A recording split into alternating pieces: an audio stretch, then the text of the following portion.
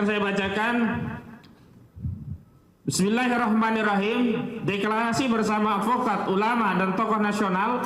Batalkan proyek IKN, pertahankan Jakarta sebagai ibu kota negara Republik Indonesia. Ya, Ahmad Khozinuddin adalah juga merupakan pengacara PA212 dan juga pengacara Anies Baswedan. Kini sok-sokan minta IKN dibatalkan. Ya, dia mengatakan belum sepantasnya dipindahkan dikarenakan IKN belum siap. Terbitkan Undang-Undang Nomor 3 Tahun 2022 tentang Ibu Kota Negara. Pada saat yang sama, Presiden Jokowi telah menandatangani pengesahan Undang-Undang Nomor 2 Tahun 2024 tentang Daerah Khusus Jakarta. Status Jakarta secara de jure bukan lagi ibu kota negara. Pada saat yang sama, IKN Nusantara belum siap mengemban tugas dan fungsi sebagai ibu kota negara menggantikan kedudukan Jakarta. Progres pembangunan IKN makin tak jelas pasca mundurnya Bambang Susantono dan Doni Rahayu sebagai kepala dan wakil kepala otorita ibu kota Nusantara IKN.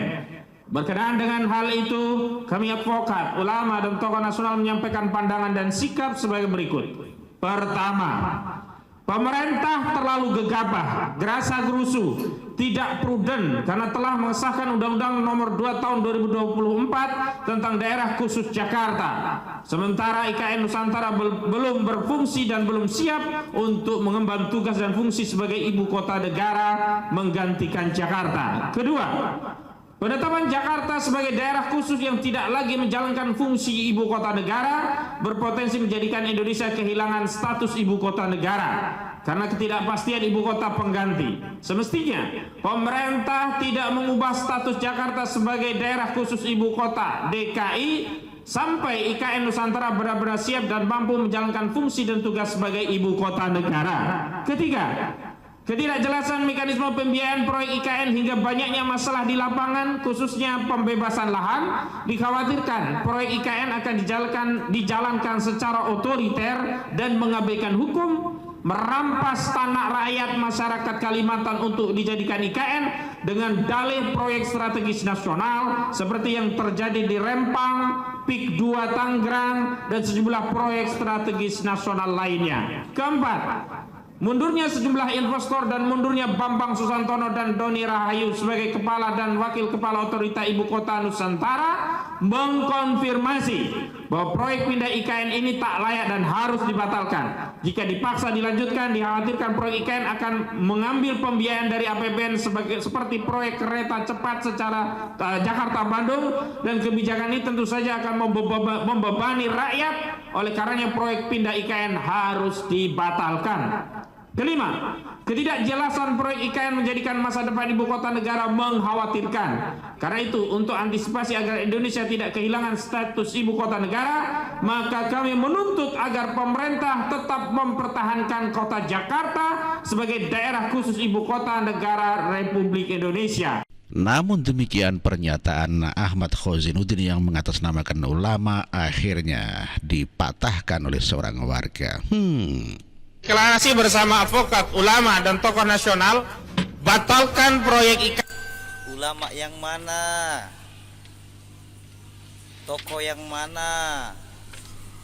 Itu di spanduk atas nama aktivis. Aktivis yang mana? Kenapa kamu mau batalkan IKN? Sudah tidak dapat proyek, tidak dapat bagian. Itu pengunduran diri bisa jadi diminta pertanggungjawaban supaya secepatnya selesai. Tapi karena tidak bisa selesai targetnya, maka dikasih pilihan. Kamu mau mengundurkan diri atau dipecat secara langsung. Kalian jangan atas nama deh. Kalian tidak pernah mewakili kami. Selalu merasa saja mewakili. Itu kepentinganmu, tidak dapat proyek kamu. Udah ya, jangan mengaku lagi atas nama ulama. Kau bawa-bawa lagi ulama. Bela ulama. Bela apa ulama? Bela apa? Tentang aktivis. Enak aja, seenak-enaknya saja mau batalkan IKN. Woi.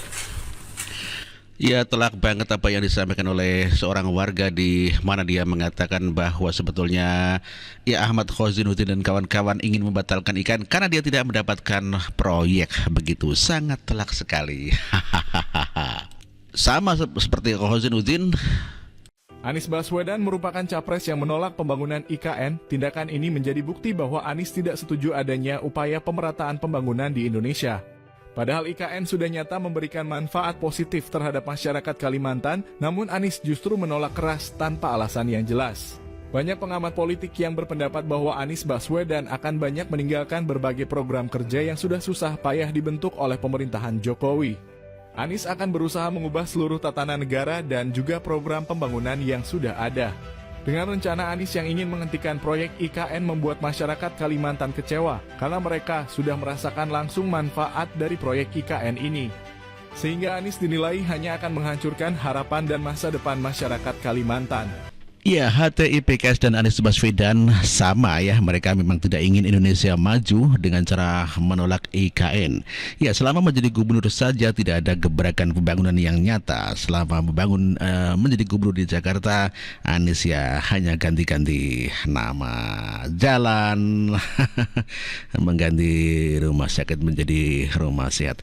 Itulah orang-orang yang tidak mau Indonesia maju. Semua program yang baik itu kok dihentikan, rakyat yang protes, Bang. Baik, langsung aja kalau gitu saya tanya. Kalau Anda jadi presiden, Anda akan lanjutkan atau tidak IKN ini? Dan jawaban saya selalu saya sampaikan bahwa ini adalah undang-undang. Sudah diputuskan undang-undang. Dan undang-undang itu harus dilaksanakan oleh penyelenggara negara. Siapapun yang terpilih menjadi penyelenggara negara. Nah, saya di dalam nanti mengalokasikan anggaran, kalau misalnya petugas nih, pemerintah siapapun mengalokasikan anggaran dan lain-lain, itu harus mengambil keputusan-keputusan, bukan? Nah, saya sering sampaikan, kalau saya mengambil keputusan, ada 4 dasar yang dipakai. 1, prinsip kesetaraan keadilan. Ini nomor 1. 2, kepentingan umum. 3, common sense, ilmu, data. Keempat, undang-undang regulasi. 4 itu. Jadi, dalam banyak kebijakan-kebijakan apapun, bukan hanya kebijakan di masa lalu, tapi kebijakan baru yang mau dibuat, itu kira-kira harus memenuhi 4 kriteria ini. Itu yang dilakukan. Jadi, saya sampaikan bahwa program-program, kegiatan-kegiatan yang memberikan rasa keadilan, yang memberikan manfaat publik, sejalan dengan data, fakta, kemudian ilmu pengetahuan sesuai regulasi harus jalan dong. Gitu kira-kira. Baik, kenapa ini menjadi isu yang muncul ke permukaan lagi? Karena Anda memberikan sinyal ya yang cukup kuat bahwa belum tentu apa yang dilakukan atau yang dijalankan oleh pemerintahan yang sekarang ini akan Anda lanjutkan. Ambil contoh, Anda mengatakan bahwa ini kan program 5 tahun. Selesai, kita harus berhenti, menengok ke belakang untuk melihat apakah arahnya sudah benar. Ini kan sebenarnya nakut-nakutin, belum tentu loh saya jalankan kalau arahnya tidak benar. Pak Jokowi kemudian membalas pantun Anda ini dengan bilang, kita jangan seperti pompa bensin dong, mulai lagi dari nol. Ya harus dilanjutkan.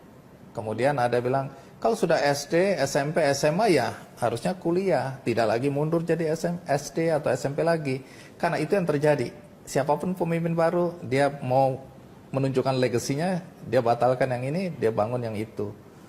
Sinyal itu yang membuat orang khawatir ini kalau Anies Baswedan jadi presiden, semua jadi berantakan karena Anda adalah antitesis dari Pak Jokowi. Begini, menjawab tentang besok, Bang. Ya, tentang besok itu tidak bisa pakai data, Bang, karena belum kejadian, Bang. Saya mau jawab pakai kemarin aja, Bang, yang sudah terjadi di Jakarta. Oke, apa yang sudah, misalnya sodetan Ciliwung, kita teruskan kok, kita lakukan. Taman, kita banyakin tamannya. Bahkan kalau boleh lihat nih, Bang, Pak Jokowi itu sangat memperhatikan kampung-kampung rakyat kecil. Beliau 2 tahun di Jakarta. Sesudah itu ada penggantinya Pak Basuki.